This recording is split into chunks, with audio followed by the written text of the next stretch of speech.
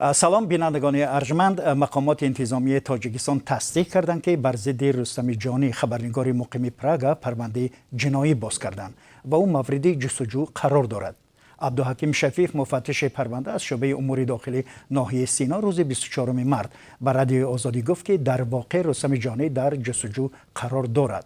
روز پیشتر از این انار سرکار و همسری رستم جانی که خبرنگار است با نشر بیانیه گفت که مادر او را به شعبه امور داخلی ناحیه سینا دعوت کرده. به او گفتند که بر رستم جانی برساند که پرونده جنایی دارد و اگر برگردد و عذرخواهی کند او را میبخشند.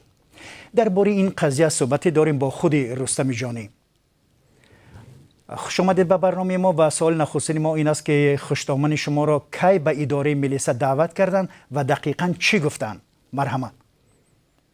درود بر شما و تماشابینانتون. دیروز از شعبه کارهای داخلی ناحیه سینا تلفنی تماس گرفتن به خانه خوشتامن من و اون کس را دعوت کردن برای صحبت و در صحبت و ایشان گفتن که نسبت من پرونده جنایتی باز کردن از روی ماده 307 یعنی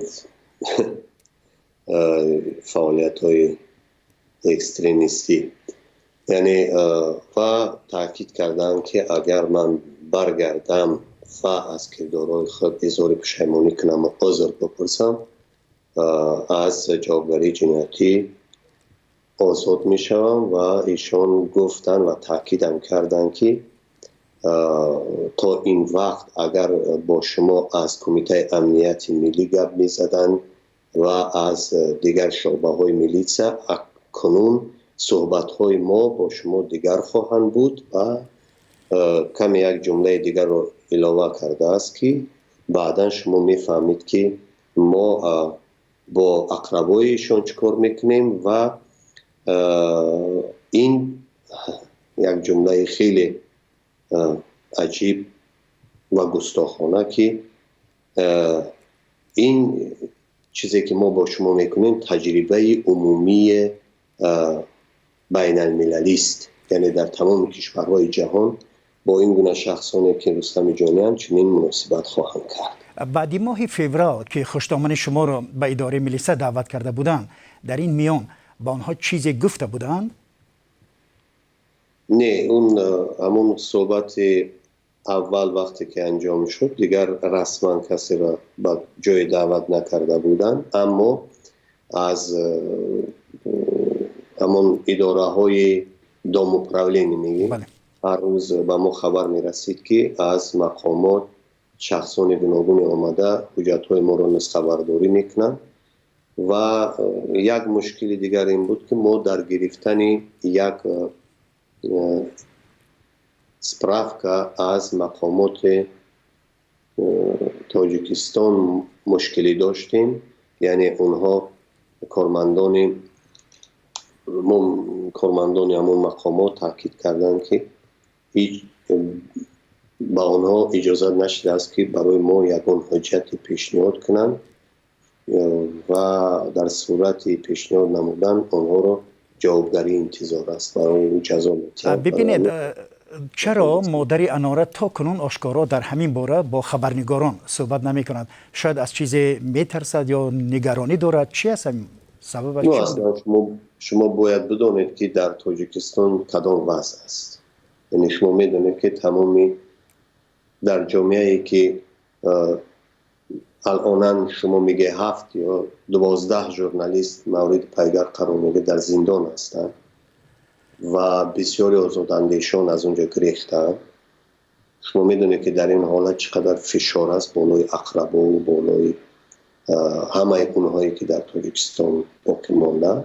البته وقتی که مقامات از اقربا دعوت میکنن یک شرط شرایط خودشه دارد و اونها را فقط به این خاطر دعوت میکنن که این پیام ها رو برای ما برسونن. هر گونه تلاش های رسانه‌ای کردن این گونه خبرها البته برای اونها بی نتیجه نمیموند. اونها رو برای این تنبیه میکنن یا یکون چیز نسبتشون چراندیشی میکنن. چوراندیشی در درون حکومت، چوراندیشی که این مقامات تا حال نسبت هزارها کردن و میکنن. ما امروز با عبدالحکیم شفیف، همین مفتش شعبه امور داخلی ناحیه سینا که مادر انار را دعوت کرد صحبت داشتیم و ای گفت که رستم جانی در پیگرد قرار دارند و فشار زوری هنگام ملاقات با مادر انار را رد کرد، ولی نگفت که برای چی شما در جستجو قرار دارید. درست است که شما گویا که مادری و زورآوری کردید و مجبور کردید و فشار آوردید؟ ما یک بودم سین سالم باید رو رسیدگی ما یک مشکی از اون گپو دروغ ما سری قرار رو نمیتونم برای نقل میدونه رو باید این بچه بچه ها. بعد شما چی پرسیدید از مادرش؟ چی پرسیدید؟ یا در کجا بودم شد تمام دیگه یک مشکی. ولی رسما رازش داده شده است و انتظار است که برگردند. باید رو رحمت تکتیم از اون گفت لیش میگه خودتون شاید میگوید که برای چی نسبت شما اینطور شما رو در پیگرد قرار دادن؟ این حادثه البته با فعالیت ژورنالیستی من وابسته‌اند. من از آخر بگیم که سال 2021 از وقتی به وقوع پیوستن حادثه در ولایت کوهستان بدخشان و اطراف پامیری ها من تیز در صحفات شبکه‌های اجتماعی خود اندیشه های خود ما درباره واقعه هایی که در اونجا با حکومت پیوندند گفتم، نوشتم و بعضی خبرهایی که خوب به من میرسیدن آنها را به مردم میرساندم میگفتم، چون که در اونجا خیلی یک شرایط سنگین بود. حکومت تمام راه ها را بسته بود و هیچ اطلاعی از اونجا بیرون نمی اومد و وضعیت مردم خیلی مخوف بود. از جهت حقوقی، از جهت شرایط تهدیدها زیاد بودن و ما این صدا را به بیرون کشیدیم و فکر میکنم که همین صدا را به بیرون کشیدن ما، فعالیت ژورنالیستی ما برای اینا خوش نمی آید، چون که در این حادثه من فکر میکنم که با جنایت های زیاد راه دادن. این از نقطه آخرش سر کرده تا نقطه بالای در حکومت تاجیکستان و در این نوشته های ما فقط طلب همین بود که بر طبق قانونگذاری جمهوری تاجیکستان اعمال این مقامداران و دولتداران در وقت گذراندن عملیات های مخصوص علیه مردم بررسی شود و خلاصه خودشون بودن. البته به این حکومت هر کی عیب آنها را گفت و از آنها طلب قانون کرد از آنها خوششون نمی آید. در اینجا نوشتن که ما گویا در این عیبنامه چنین صدا داده است که گویا که فعالیت های گروه های اکستریمیستی را ما ترغیب کردیم یا رسانه‌ای کردیم. اصلا یک گزافگویی بیش نیست. من هیچ گروهی اکستریمیستی را نمیدونم و نمیشناسم و